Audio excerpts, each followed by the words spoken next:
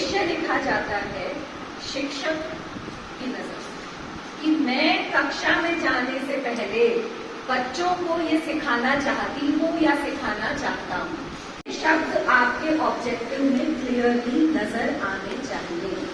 Objective की स्पष्टता सबसे बड़ी चीज है कि आप किस बारे में बात कर रहे हैं, उसके बारे में किस प्रक्रिया में जुड़े हुए हैं, वो पूरे की पूरी क्लैरिटी आपके उस वाक्य से नजर आनी चाहिए। आप उस उद्देश्य को पूरा कैसे कर रहे हैं, उसको आयोजित कैसे कर रहे हैं और पता कैसे लगा रहे हैं कि आपका उद्देश्य पूरा हुआ। इसका मतलब क्या है कि What are you teaching and why are you teaching that? आप क्या पढ़ा रहे हैं, क्यों पढ़ा रहे हैं? कंप्लीट नहीं होगा, आपको उसके मल्टीपल लेसन प्लान बनाने पड़ेंगे और आपको अलग अलग ऑब्जेक्टिव के थ्रू उसको अचीव करना पड़ेगा। तो टीचर उस ऑब्जेक्टिव को कैसे अचीव करता है, क्या एक्टिविटी करवाता है, वो रस्ते पे चलाएगा या मीटों पे चलाएगा या वो चौक से लाइन बनाएगा, वो तो टीचर के ऊपर डिपेंड करता है। पर इसलिए जो है जो ऑब्जेक्टिव है वो बहुत ज़्यादा स्पेसिफिक भी नहीं होना चाहिए। जैसे फॉर एग्जाम्पल हम लोग जो जहाँ पे सब लोग बात कर रहे हैं कि लेट्स से कि अंगूठी पहनाना, मैं किसी एक पर्टिकुलर उस पर नहीं जा रहा, मैं एग्जाम्पल जो मुझे याद आ रहा है मैं उस पर बात कर रहा हूँ। तो अगर आप वो ऑब्जेक्टिव में डाल लगे तो फिर आपकी एक्टिविटी उसी पे लिमिट होकर रह जाएगी। इसीलिए आपका ऑब्जेक्टिव भी थोड़ा सा ब्रॉड होना जरूरी है कि आप ये बोल रहे हैं कि मुझे बच्चों की बैलेंसिंग पर काम करना है। और वो बैलेंसिंग जो है आप ईंटों के ऊपर चलानी करते हैं, रस्सी के ऊपर, वही रंगीन की बात भी है कि अगर आप ऑब्जेक्टिव में ही अपनी एक्टिविटी डाल देंगे तो फिर वो एक्टिविटी से लिमिट हो जाएगा आपका ऑब्जेक्टिव।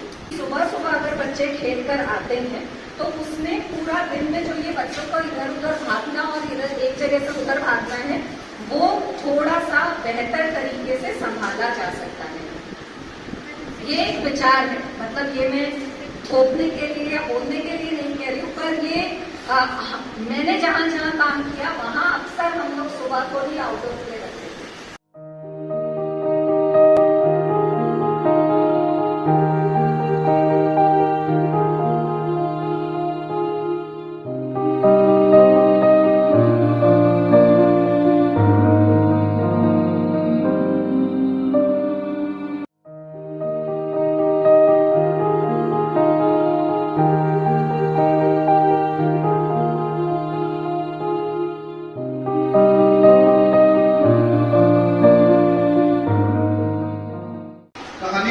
ध्यान से सुन पाते हैं। इसके लिए हमने उद्देश्य लिया, सब्जियों के नाम बता पाना, अपनी पसंद की सब्जी का नाम बता पाना, एक जैसे रंग की वस्तुओं का मिलान कर पाना, अपने साथी का नाम बता पाना, चित्र पर चर्चा कर पाना। इसके बाद है भाषा गुरु की, इसमें कहानी है मेरा दोस्त।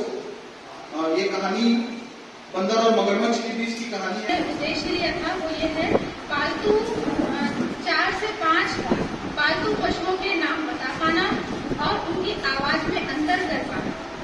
अब इसके लिए शिक्षक जो है वो गतिविधियां क्या करवाएंगे, वो बच्चों के साथ एक वेलकम वाला काम करवाएंगे कि बच्चे आ रहे हैं, उनको वो प्यार से हेलो हाय बोल के बैठा रहे हैं और उनके बाद उनकी उपस्थिति ले रहे हैं। उपस्थिति के बाद वो एक छोटा सा गेम खिलाएंगे सब बच्चों को सर्कल में बिठा के कि मैं तुम्हें कहूँगी कि चिड़िया उड़ तो तुम्हें उड़ाना है और ऐसी चीज को पे हाथ ऊपर नहीं करना है जो चीज उड़ नहीं सकती। और इस तरह चिड़िया उड़, तोता उड़, मैना उड़, गाय उड़, ये इस तरह किसी एक चीज में पशु का नाम डाल के इस एक्टिविटी को कराएं। बिल्ली और गाय में कौन बड़ा कौन छोटा, तो बड़ा कौन गाय, छोटा कौन बिल्ली। और ये बातचीत वो बच्चों की घर की भाषा में करेंगे, जो बच्चों की समझ की भाषा है, घर की भाषा। कोई विचार, कोई टिप्पणी इनकी पूरा प्लान देखकर सुनकर इतने सारे उद्देश्यों पर क्या एक ही दिन में काम किया जा सकता है 4 से 5 साल के वर्षों पर, ये थोड़ा सा एक बात रहेगा। और बाकी तो बहुत अच्छा उन्होंने बनाया है। रोल कहने में अभिनय, हाव भाव, लय ताल के साथ कविता, जैसे हाथी आया झूम के, धरती माता को चूम के। जैसे कोई कविता लेते हैं, जैसे हाथी आया झूम के, कोई भी कविता लेते हैं उसमें स्वर्णों की आवृत्ति होती है। हाथी वाला लेते हैं जैसे हाथी, हाथी हाथी हरे गन्ने, हमारा हाथी, हाथी का दोस्त, आदि आदि। लोग समय सारणी एक दिन की बना रहे थे शायद क्या,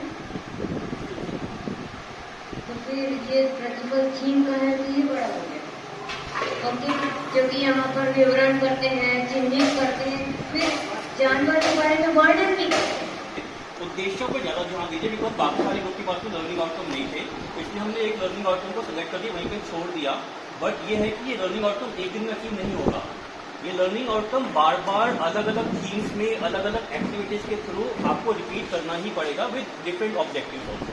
जैसे ग्रुप 2 ने उसको मैप करने की कोशिश की थी। अगर आप एलोज लिखना ही चाहते हैं तो उस तरीके से करेंगे कि हमने इस एलो को इस थीम में इंक्लूड किया। तो ये एक बेहतर तरीका हो सकता है कि हम किस एलो से उसमें काम करेंगे और फिर अपना उद्देश्य लिखकर प्लान बनाएंगे। तो फिर उसके बाद अगर हमें अपने संकेतक भी देखने हैं या हमें एविडेंस ऑफ लर्निंग या साक्ष्य देखना है, वो उसके नीचे आसानी से आएगा। तो आप खुद से अगर ये सोच के भी देखते तो बिल्कुल पूरा स्मूथ एक फ्लो आपका चलेगा। बहुत अच्छा ये 3 दिन रहा। मुझसे ज्यादा मैं तो बीच बीच में आती थी, तो आप लोगों को ज्यादा पता होगा कि क्या क्या आप लोगों की नई सीख बनी, इसमें कहाँ क्लैरिटी हुई है, क्या अंडरस्टैंडिंग बनी है, और कैसे हमको ये जो 3 दिन के जो ओरिएंटेशन थे इसकी लर्निंग को हम लोगों को जो नेक्स्ट हमारा जो बहुत इम्पोर्टेंट काम है, करिकुलम, सामग्री, क्वालिटी डेवलपमेंट, वो सबको हमें कैसे उसमें करेंगे।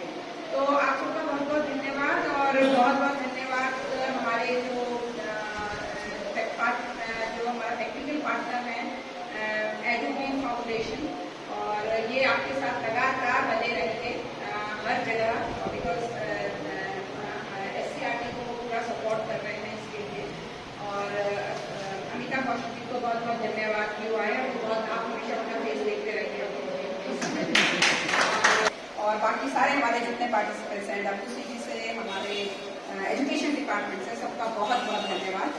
और यही एनर्जी, यही एंथुसियाज्म और यही जो वाइब्रेंट जो पॉजिटिव वाइब्स है ना, वो बनी रहनी चाहिए हर कार्यक्रम में, जिससे कि हमारा मतलब जो उद्देश्य हम प्राप्त करना चाहते हैं, हमारा काम यहाँ पर, हमारा मकसद केवल बैठ के सबको बुला के और कुछ काम करवाना नहीं है।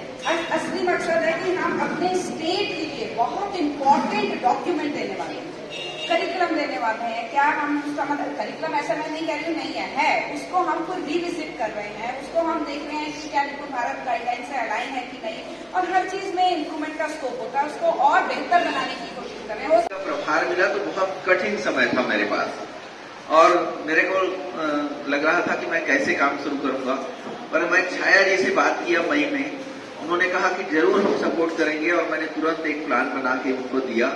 और उसी बीच उनके परिवार में कुछ थोड़ी सी दिक्कत आ गई, वो चली गई, लेकिन वहां से भी लगातार हम लोग फोन से बात करते रहे, और अंत में उन्होंने सारी प्रक्रिया को उन्हें स्वीकृति दी, बहुत मन से स्वीकृति दी, और उन्होंने स्वीकृति देकर इस कार्यक्रम को यहाँ तक लाने का प्रयास किया। ये बहुत काबिले तारीफ बात है।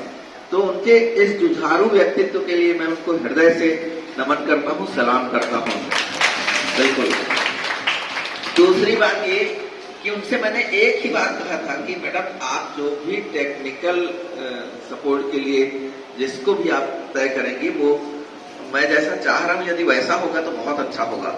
तो उन्होंने कहा कि बिल्कुल हम वैसा ही देंगे, और उन्होंने एडोवेब को तय किया, और मेरी यानी मैं जैसा सोच रहा था कि इसी अनुरूप ये डिजाइन होना चाहिए, तो अमिता जी ने उसी के अनुरूप बिल्कुल डिजाइन करने का प्रयास किया। तो निश्चित रूप से मैं उनका भी बहुत आभारी हूँ। और 3 दिन का सेशन उन्होंने बहुत क्या कहना चाहिए, यूजफुल, मेरा अंग्रेजी थोड़ा कमजोर है, कई लोग फ्रूटफुल बोलते हैं, मैं तो समझ में नहीं आता कि वो सही है कि गलत, लेकिन पूरा 3 दिन बहुत ही बेहतरीन गुजरा। रायपुर में आपको पता है हम सब 10:30 पौने 11 के पहले कार्यक्रम शुरू नहीं कर पाते, पर चंपारण का फायदा देखिए। हाँ, 9:45 तो हम दिल्ली से 8 तक लेट हुए हैं, लेकिन 9:45 तो हम शुरू कर लेते हैं। बिल्कुल, यानी 9:45 बजे शुरू करते हैं, 6 बजे खत्म करते हैं। रायपुर में 5 बजे छोड़ना पड़ता है, तो 1.5 घंटा, 1.25 घंटा एक्स्ट्रा मिलता है। और सबसे अच्छी बात है कि आप बहुत ही कठिन परिस्थितियों में भी आप खुश रहे। बिल्कुल, आप सब खुश रहे, प्रसन्न रहे, खुश रहकर यहाँ पर मन से रही। ये क्वालिटी है, मालूम है, सुविधा यदि कोई व्यक्ति जब बहुत सुविधा भोगी हो जाता है तो वो काम नहीं कर पाता। मैं ऐसे लोगों को दूर से सलाम कर देता हूँ। पर जो लोग यदि असुविधा में भी रहकर काम करना जानते हैं वो असली वर्कर हैं। तो इसलिए इनकी जितनी प्रशंसा की जाए कम है। इनके लिए एक बार जोरदार ताली, क्योंकि बहुत सारे लोग रायपुर से अप डाउन कर सकती थी, लेकिन इनने कहा कि नहीं, मैं यहीं रहूंगी और रात में दिन में मिलते रहेंगे। तो इनकी इस बात के लिए बहुत प्रशंसा। दो आग्रह और करूंगा। डाइट से प्रतिनिधित्व के रूप में मैं एक बहुत समझ वाले व्यक्तित्व को चाह रहा था, तो पुष्पा जी हमारे साथ में वाइस प्रिंसिपल हैं वो, उसके बाद भी पूरे टाइम यहाँ पर बैठे, मंच से बैठे और पूरे मन से वो काम करती है, क्योंकि उनसे मेरा रिलेशन लगभग 20-22 साल से है। मैं उनके वर्किंग स्टाइल को जानता हूँ। मैं निश्चित मानता हूँ कि पूरे कार्यक्रम में उनका बहुत गहरा योगदान होगा, तो मैं उनका भी बहुत हृदय से आभारी हूँ। मैं एक चीज और बता दूं कि समग्र शिक्षा में भूपेश भाई को भी मैंने जोड़ा था। वो बेचारे आ नहीं पाए, लेकिन अच्छी क्वालिटी उनकी ये थी कि डेली वो शाम को मुझसे बात करते थे, आज क्या हुआ, कैसा हुआ। तो मैं उनको पूरी चीज उनको बताया। तो मैं डाइट में जब भी ट्रेनिंग होगा तो लीडरशिप पुष्पा जी करेंगे, और यदि जब भी हम समग्र शिक्षा से बात करेंगे तो लीडरशिप भूपेश भाई करेंगे।